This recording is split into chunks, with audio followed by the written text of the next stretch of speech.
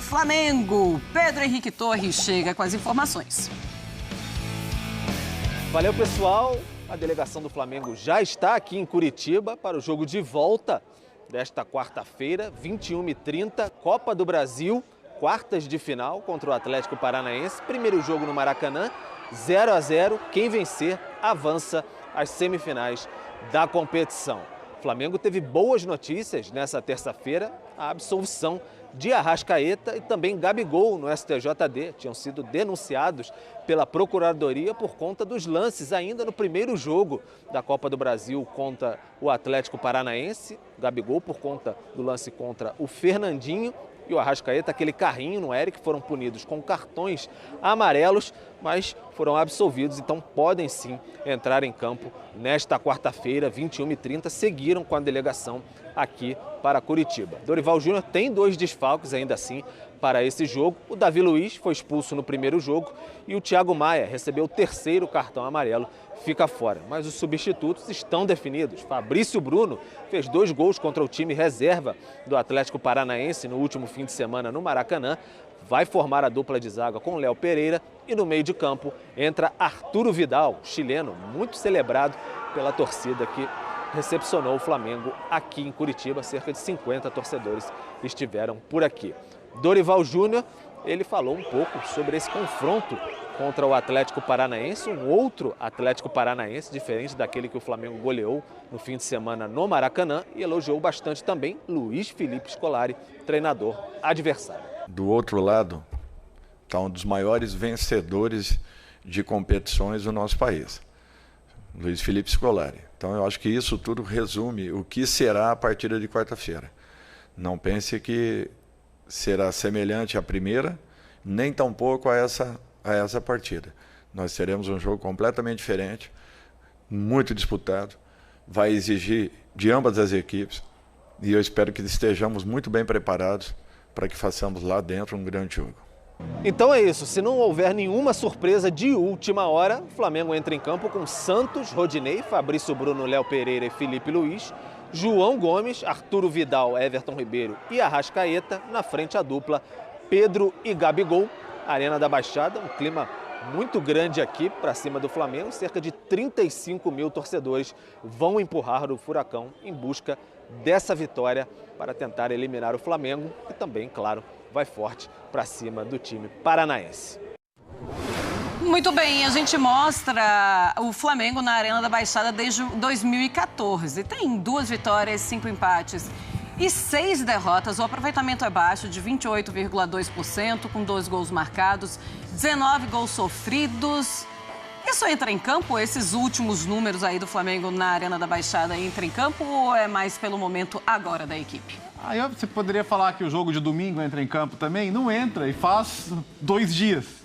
Era um time reserva, um time diferente. Então, assim, da mesma maneira que muitos desses números já são de times completamente diferentes. O time do Flamengo, aliás, em relação ao ano passado mesmo, já é quase metade outro, né? Com tantos jogadores novos, outros que não estão mais. Então, eu acho que a questão mais pro lado do Flamengo é a confiança no que tem sido executado, no que o time tem jogado bem, no que o time tem ganhado em organização, em confiança. Mas, do outro lado, um time que é talhado para essa competição, ele é talhado para o confronto eliminatório. A gente viu a demonstração de força e maturidade que o Atlético deu contra o Estudiantes, indo buscar uma classificação no último minuto fora de casa. Então, assim, eu acho que não dá para olhar muito para trás agora. O rubro-negro, os dois são rubro-negros, o Flamengo sabe que vai ser muito difícil e, ao mesmo tempo, o torcedor do Atlético também. Eu acho que a coisa começa muito parelha. Claro, o Flamengo hoje é superior tecnicamente a qualquer adversário no Brasil, se analisar só as peças individuais.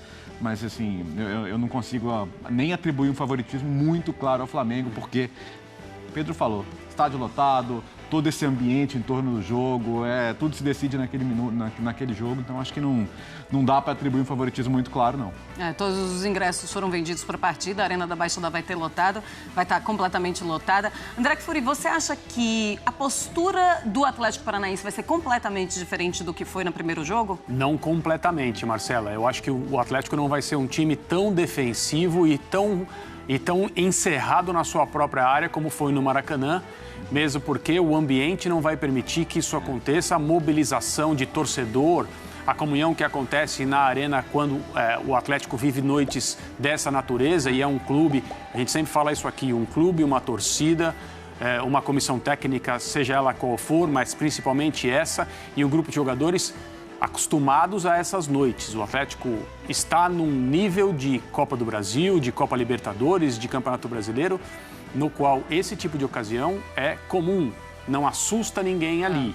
Então, por esse motivo, não dá para fazer uma atuação tão preocupada em não sofrer gol como o Atlético fez no Maracanã e, como a gente também já falou, não sofreu por causa do balanço da sorte e da falta de sorte.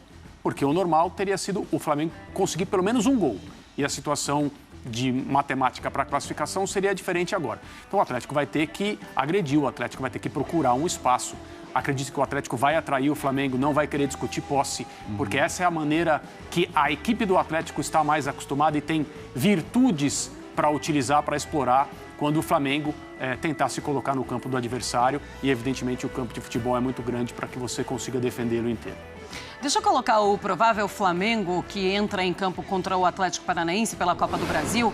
Vamos colocar na tela, então, com o Santos, Rodinei, Fabrício Bruno, Léo Pereira, Felipe Luiz. O Pedro Henrique Torre, inclusive, já tinha falado pra gente esse time. Aí vem o Vidal. O Thiago Maia tá fora, tá suspenso. Everton Ribeiro, João Gomes, Arrascaeta. E aí na frente, o Pedro e o Gabigol. Então é o Vidal titular no time titular do Flamengo pela primeira vez. Faz a diferença também, ou você acha que ele vai manter o que o Thiago já estava fazendo, o que já é uma grande coisa? Se fizer a diferença, acho que é para mais ainda. Para mais. O Vidal é um jogador que todas as ocasiões que ele teve de entrar nos jogos ou começar, ele mostrou que está bem fisicamente, está bem tecnicamente, num trio de meio-campistas, ele faz qualquer função. Se ele precisar ser o primeiro volante, ele vai ser. Se ele precisar jogar como um dos dois meias mais avançados, ele pode ser também. Na carreira dele, ele já executou as mais diversas funções. Então, eu acho que não há o que se preocupar, né? Não pela ausência do Thiago, que é um jogador importante, mas porque eu acho que a presença do Vidal, ela não só não deixa a peteca cair, como ele pode até oferecer algumas coisas a mais. Pois é, e aí eu fico pensando, será que o Vidal pode aproveitar essa chance para pegar a vaga do Thiago e entrar no time titular do Flamengo? Aí é um processo de decisão interno, né? Envolvendo a comissão técnica. Isso, assim, ele não veio para ser um jogador de opção, um jogador de final de partidas, né? Ele veio para outra coisa, ele é o Arturo Vidal. E o Flamengo o contratou por causa do futebol que ele é capaz de mostrar. Mas, de novo, a equipe do Flamengo está tão acertada, os jogadores estão tão entrosados nesse novo, entre aspas, sistema, que fica difícil para quem quer que seja. O Everton, Cebolinha também. Mas a necessidade faz a oportunidade. Isso acontece e o futebol, ele é assim. Então, há uma questão de impossibilidade de escalação de um jogador titular. O Vidal vai entrar, haverá uma mudança de funções ali no meio de campo. E a comissão técnica do Flamengo, o mundo rubro-negro espera que o rendimento seja o mesmo ou melhor. Se for o mesmo ou melhor, é mais um argumento, é mais, ali, entre aspas, um probleminha para o Dorival resolver para a sequência das competições. Até mesmo em competições de tiro curto, como Copas do Mundo, Copa América, enfim, tem mudanças que você faz num jogo por necessidade e ela se mantém. Então, e de fato, assim, não só o Flamengo não contratou o Vidal pensando em ser só mais um, como ele não veio para ser só mais um, né? Ele veio para ser um jogador importante desse time. E diga-se, né? Se por acaso acontecer uma mudança de guarda aí, digamos assim, em relação a essa função e o Vidal entrar no time, não vai ser por demérito de ninguém. Exato. Né? Porque todo mundo no Flamengo está jogando nesse momento num nível muito alto. Vocês acreditam, então, que mais cedo ou mais tarde o Vidal entra no time titular do Flamengo? Aí tem muito do que o André colocou, né? Precisa haver a garantia de que a presença dele é um ganho e que não vai quebrar uma organização ali, um entendimento, um entrosamento que há. E, de fato, esse losango, né? Já célebre aí com o João Gomes, com o Everton, com o Thiago e com o Arrascaeta, ele está consagrado, consolidado e cada um entendendo bem a sua função. Se o Vidal demonstrar que a presença dele é um ganho, é algo a mais, aí eu acho que o Dorival tem que pensar antes, primeiro no time e segundo nos indivíduos, mas primeiro no time. Então, eu acho que seria um caminho natural. E olha, hoje o Gabigol e o Arrascaeta foram julgados pelo STJD por conta do primeiro jogo, por conta daqueles 2 lances, né? Não pode ir para o tribunal para tirar um jogador de campo. Aí, se começar assim, não termina. Esse é o problema. Começa tudo sendo STJD, tudo sendo julgado pelo STJD, né? O tribunal não existe para apitar o jogo novamente, né? Esse é o ponto. E não é a primeira vez. Aconteceu com o Hulk também na situação do jogo contra o Curitiba. Então, assim, eu acho que o escopo do tribunal aí... E aí você vê os argumentos que são colocados também... É uma grande palhaçada. Então, acho que não é por aí. Isso não faz com que a decisão do árbitro no campo tenha sido correta. É claro que não. Tá? De maneira nenhuma. Mas o papel do tribunal não é apitar o jogo de futebol novamente, né? Se fosse um lance que não foi observado no campo e já não tenha sido lidado pelos árbitros no campo, aí é outra história. Mas hoje em dia também com o VAR isso vai ser muito difícil de acontecer, porque se o árbitro não vir na hora, o VAR tem todas as câmeras vai flagrar e o VAR vai ver. E se for para vermelho, né, ele vai pedir, porque tem, no caso da agressão e do cartão vermelho, o VAR pode intervir. Mas foi um pedido do Atlético Paranaense. Você acha que isso pode fazer o clima ficar um pouco mais quente por conta desse pedido? Eu acho que não. Eu acho que principalmente entre os jogadores esse tipo de coisa é relevada. É claro que se um deles ficasse fora, né, o impacto disso seria maior, evidente. Né? E seria um dano ao jogo, seria um problema.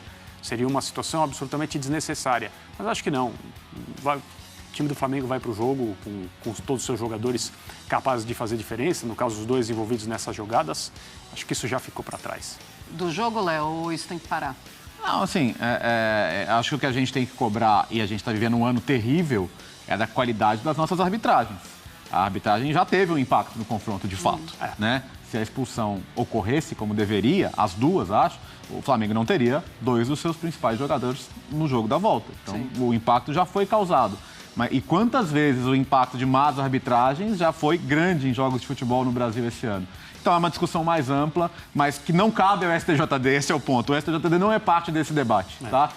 O STJD não deve julgar, nesse caso, o Gabigol Arrascaeta, porque eles não foram expulsos. Ele não é parte. Se, por acaso, o árbitro tivesse interpretado assim, aí sim, eles iriam parar o julgamento. Não deveria, né? Porque o fez. Sim. Não deveria.